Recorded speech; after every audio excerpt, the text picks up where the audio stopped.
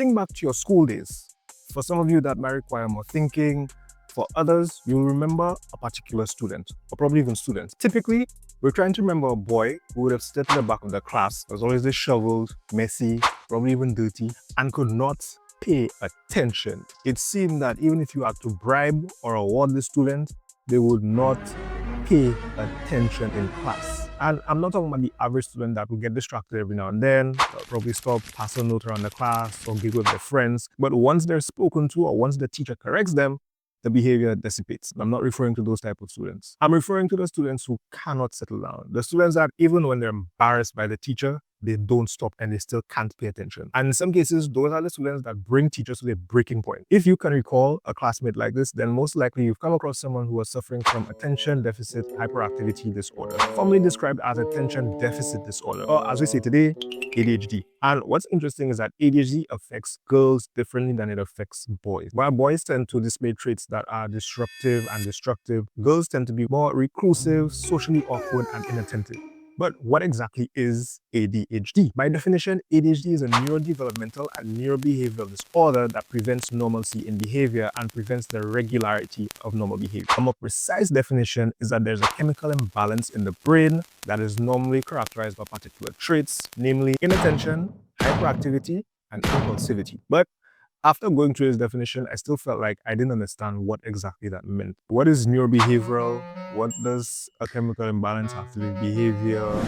So I decided to take a deeper look, and we'll try not to get too technical while understanding the mechanics of ADHD. So in psychology, sometimes what we observe in behavior, whether that's normal or abnormal, is largely influenced by biochemical and cognitive influences. An easy way to think about this is that sometimes if you have a glitch in software, it could be the result of issues with the hardware, whether it's wires that are being crossed or something is not getting the power somewhere. Because the hardware is struggling or suffering, then that results in the software having glitches. And that's what happens with people who struggle with ADHD. The behavior that we see, the traits that are impulsive, hyperactive, they're inattentive, the software issues that we see is a result of cross-wiring or something not getting in the power with the hardware, the brain. Now, when it comes to the brain's hardware, in this case, we're talking about communication. So the way information is shared in the brain is what results or what causes the ADHD that we see. But the communication I'm talking about is not the kind of calm you learned when you're in school.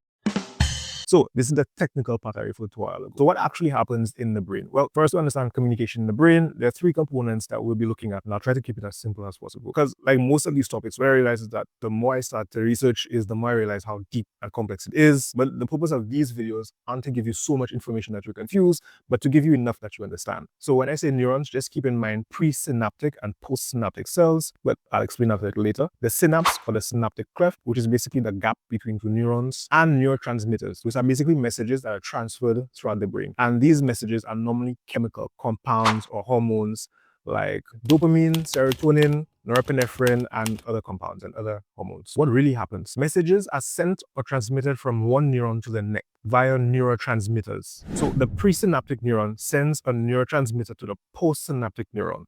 Like I said earlier, those neurotransmitters hold chemical compounds and hormones such as dopamine and serotonin, and a host of others. All the while, these neurotransmitters are constantly being converted from an electrical impulse at the presynaptic neuron to a chemical impulse when crossing the synaptic gap, and then back to an electrical impulse at the postsynaptic neuron. So it's going electrical, chemical, electrical constantly. And what determines the amount of hormones or compounds being converted or carried across depends on a number of factors. So to put this into perspective, the brain does this at a ridiculously large scale. So in your brain, you have roughly 10 billion neurons, each having 1 to 10,000 synapses, which would mean we have around 100 to 1,000 trillion synapses, each synapse transmitting 1 to 100 messages per second. And with that kind of scale, you could imagine where things could go wrong very easily. Bringing it back to my opening scenario, you can have a better appreciation as to why the troublesome student behaved the way that they behaved. With those trillions and trillions of messages being sent per second, with what you could imagine as majority of them being imbalanced, it would cause a disruption in their behavior. So what are my thoughts on this? There was a classmate of mine who I've been in primary school, secondary school, and university with. And throughout that entire schooling experience, I never had a conversation with her. We never spoke.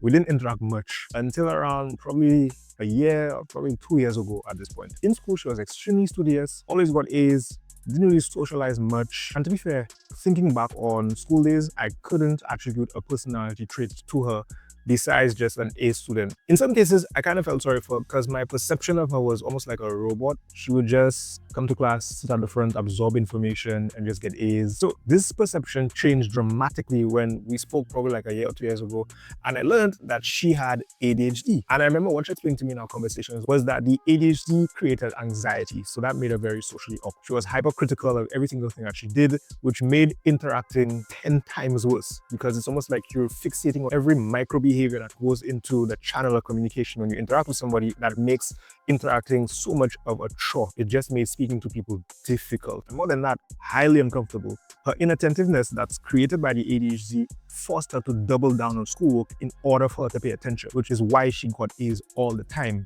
Because if she didn't focus, she would just miss everything entirely. And being able to absorb information was much more difficult for her than the average person. Now, my thoughts towards this isn't as simple as the previous videos I've made. I think my thoughts are geared towards 3 different groups of people. One, to the students and teachers who have to interact and deal with people who are struggling with ADHD. It's not an excuse. They have hardwired issues that's causing them to behave the way that they're behaving. And it's not made up, it's not fabricated, they're not troublesome children, they're just hyperactive because of a chemical imbalance that they have no control over. 2, to parents, pay attention to your children, especially the period of time when they're in school. It's not only important to pay attention to their academic life, but also their social life. So I said earlier, ADHD affects girls differently from boys. And with boys, you have the hyperactive, rambunctious behaviors, but with girls, you have more reclusive, socially awkward behaviors. So that can be a cue that something is not all well with your child. Also, being diagnosed early or understanding what they're going through at an early age will actually help them later on in life. And 3, to individuals with ADHD,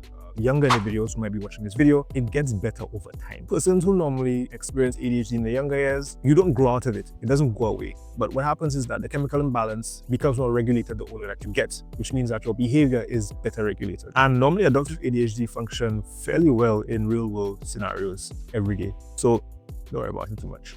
And that brings me to the end of another video. I really hope that you learned something new. Please share this video, comment, like, and subscribe. And as always, stick around for the next video.